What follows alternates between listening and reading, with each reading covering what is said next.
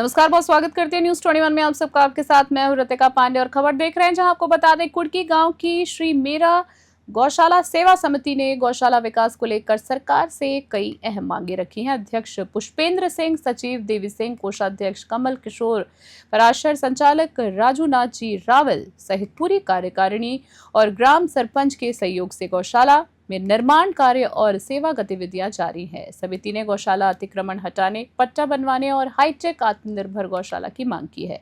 गौशाला में भामाशाहों का योगदान सराहनीय बताया जा रहा है। साथ ही समिति ने मुख्यमंत्री भजनलाल शर्मा को गौशाला अनुदान में 10% वृद्धि के लिए धन्यवाद ज्ञापित किया है। समिति ने ये भी आग्रह किया है कि कांग्रेस सरकार से मिलने वाले 9 महीने का अनुदान अब भाजपा सरकार 12 महीने का कर दे, जिससे हरे चारे की समस्या भी नहीं रहे। वहीं न्यूज 21 के वरिष्ठ संवाददाता सुनील खींची और कैमरामैन संदीप कुमार ने टीम के साथ मौके पर विशेष बातचीत की है। क्या बातचीत की है ये आपको भी सुनाते हैं। नमस्कार, आप देख रहे हैं न्यूज 21 और मैं आपके साथ सुनील खींची। 200 लगातार गौशालाओं से संबंधित मुद्दे उठ रहे हैं। मांग भी हो रही है कि गौशालाओं के अंदर किस प्रकार की स्थितियां हैं, किस प्रकार मुद्दे मसले और गौशाला संचालन कार्य करनी जो टीम है किस प्रकार मुद्दे मसले और समस्याएं आ रही है। तो आज हम श्री मीरा गौशाला समिति के अंदर पहुंचे हुए थे और यहाँ को जो अध्यक्ष, कोषाध्यक्ष और कार्यकारिणी जो टीम है हमारे लाइव तस्वीरों न्यूज 21 चैनल के माध्यम से हमारे लाइव तस्वीरों के अंदर जुड़े हुए हैं। उनसे खास बातचीत करते हैं कि श्री मीरा जी गौशाला समिति के अंदर किस प्रकार की व्यवस्थाएं हैं, किस प्रकार मुद्दे मसले और क्या समस्याएं आ रही है। तो हमारे साथ कमल किशोर जी पारासर जी जुड़े हुए हैं।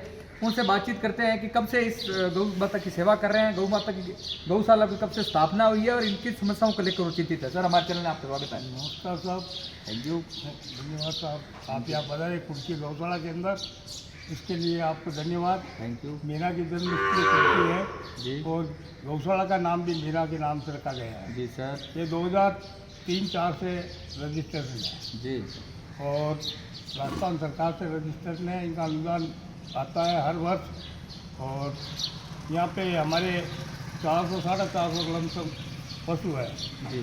सरकार से हम एक मांग करते हैं कि ये जितने भी अतिक्रमण हो रहे हैं सरकारी भूमि पे उनको हटाया जाए और गायों के चरने की व्यवस्था की जाए। जी। कुछ लोग अतिक्रमण कर रहे हैं, आगे बढ़ रहे हैं, खेती बना रहे हैं, बाड़े बना रहे हैं, घर बना रहे हैं। उनके लिए मेरी सरकार से अनुरोध है कि वो इनको हटाया जाए और गायों के चरने की व्यवस्था स्थायी रूप से किया जाए ताकि भविष्य के अंदर गायें इजीली चल सकें। सर, मैं आपको ये कहना चाहूँगा, विशेष तौर से निजी तौर से हम कहना चाहेंगे न्यूज 21 चैनल के माध्यम से, अगर ये वीडियो सरकार देख रही है या आपके जोराराम जी कुमार गोपालन मंत्री या गोपालन विभाग देख रहा है तो सर दुर्भाग्य है इन गौ माता को कि आज 2025 चल रहा है, लेकिन इसकी स्थापना काफी समय पहले से हो गई थी। 2003 में हुई है, तो कम से कम काफी समय हो गया। लेकिन दुर्भाग्य है इन गौ माता के कि इनको सरकारी अनुदान है वो वही मिल रहा है। चारा महंगा हो चुका है, पेयजल की व्यवस्था महंगी हो चुकी है, हर जो व्यवस्था देख लीजिए वो बहुत ज्यादा महंगी हो चुकी है। तो सरकारी अनुदान के द्वारा गौशाला नहीं चलती है। अगर 50% जन सहयोग नहीं हो तो गौशाला चलाना असंभव है। तो क्या मानना है कि इसका अनुदान है वो बढ़ाना चाहिए? यस, बढ़ाना चाहिए साहब। क्या आपकी क्या कम से कम 50 रुपये छोटे जानवरों के लिए और 100 रुपये बड़े जानवरों के लिए हो तो इनका एक दिन के अंदर पेट भरा जाए। जी जी।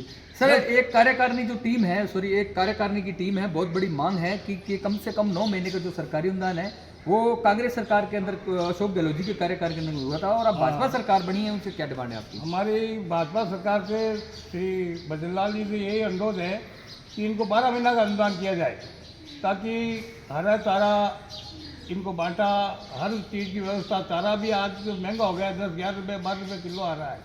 तो जानवरों के लिए ज़्यादा चारा की व्यवस्था करने के लिए 12 महीने हो तो बहुत इजीली इनका हो सके, लालन पोषण का बड़ी तरीके से हो सकता है। सर, बात करते हैं कि अगर इस जो मीरा गौशाला समिति के अंदर, क्योंकि मैं हमारे कैमरामैन पर्सन से अनुरोध करना चाहूँगा कि हमने इसका पहले इनके आने से पहले ही कार्यकारिणी टीम की गौशाला का कवरेज करने की पूरी हमने कोशिश की है। तो यहाँ कई जगह के ये क्लाइमेट थोड़ा प्रदूषण होने के कारण क्या बारिश का मौसम है तो यहाँ जो नीचे सीसी ब्लॉक है, जिला प्रमुख प्रधान एमएलए एमपी के द्वारा या ग्राम पंचायत स्तर पर लेवल किसी प्रकार की कोई सुविधा नहीं है। तो सब जो गोबर वगैरह कीचड़ वगैरह है तो गौ माता वहीं बैठती है और उनको जो बीमारियां फैलने की भी काफ़ी यहाँ पे हो रहा है। तो आइए जानते हैं क्या इन्होंने कभी, आपने कभी सरपंच एमएलए से कोई सीसी ब्लॉक वगैरह के लिए कभी आवेदन नहीं किया था, मगर कोई उनसे कोई आश्वासन नहीं मिला, आश्वासन भी नहीं मिला, नहीं काम वर्क हुआ। जी।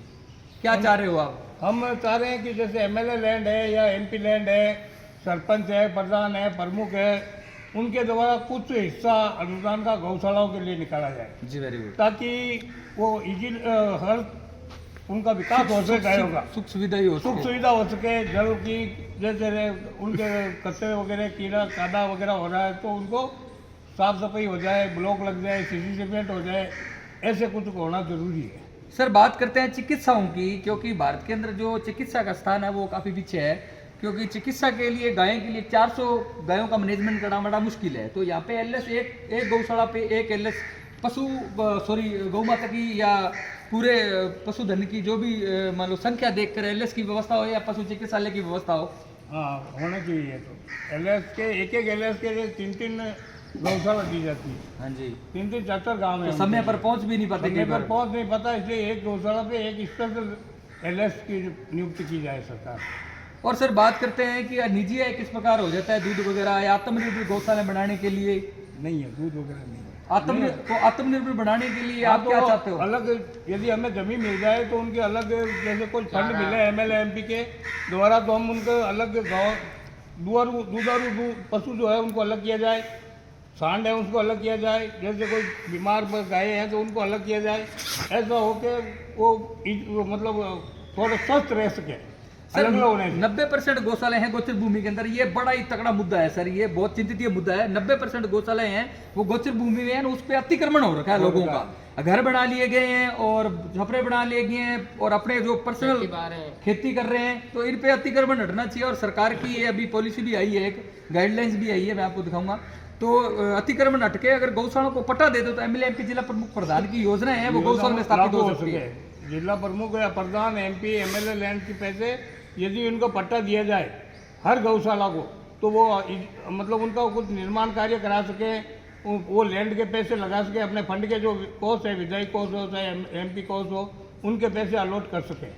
तो कलेक्टर साहब वगैरह से मेरा अनुरोध है या मुख्यमंत्री जी से अनुरोध है कि आप एक पट्टा जारी किया जाए पूरी ज़मीन का, जैसे 40 बीघा है, 50 बीघा है, 100 बीघा, 200 बीघा, तो उनमें गायों का चारा का भी हो सके, ये अपने गौशाला भी रह सके, ये होना चाहिए। ये हमारे साथ राजू जी जुड़े हुए हैं और विशेष तौर से दर्शकों को बताना चाहूँगा कि ये अपनी जो निजी तौर से शॉप भी चलते हैं और गौ माता की सेवा भी करते हैं, तो इनका हमारे चैनल में आपको बहुत बहुत स्वागत है सर। आपको चैनल को बहुत बहुत धन्यवाद। Thank you. गौशाला को देखने के लिए आए हैं, निरीक्षण करने के लिए आए हैं, बहुत बहुत धन्यवाद। और हमारे यहाँ गायों के लिए अतिक्रमण हो रहा है जी, सरकार से अनुरोध किया था, रिपोर्ट भी की थी, उनका कोई सोल्यूशन नहीं निकला। जी जी। इसलिए सरकार से अनुरोध है कि इनके अतिक्रमण हटाया जाए और गायों के लिए जगह की जाए, जो रहने के लिए कादा कीचड़ हो तो बाहर निकाल सकें, उनके लिए बाउंड्री निकालने के लिए हमारे को प्रावधान है। तो राजू जी बात करते हैं कि गौशाला के अंदर कितना सरकारी अनुदान है, कितनी निजी आय हो जाती है यहाँ? निजी आय तो महीने की हर खाद की है? महीने खाद की तो होती है, महीने के साल के अंदर 50 टोली होती है, वो 4000 में बिकती है।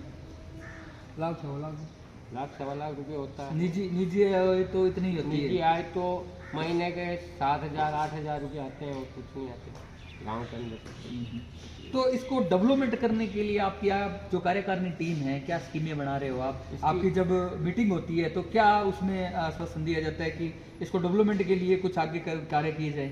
इनको कारण तो ये है कि गांव वालों को बोलते हैं, गांव वाले अनुदान आता है पर कम आता है, वो 7-8 हज़ार रुपये महीने का आता है, तो क्या कोई फर्क पड़ने वाला नहीं, उनके दवाइयों में लग जाते हैं।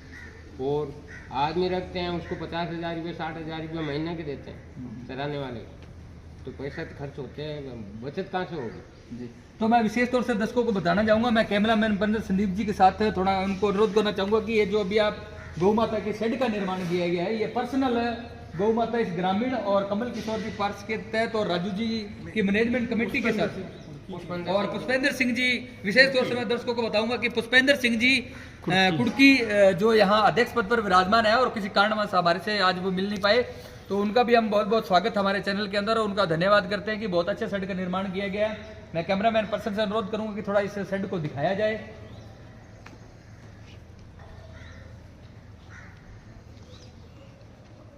उधर पानी की भी व्यवस्था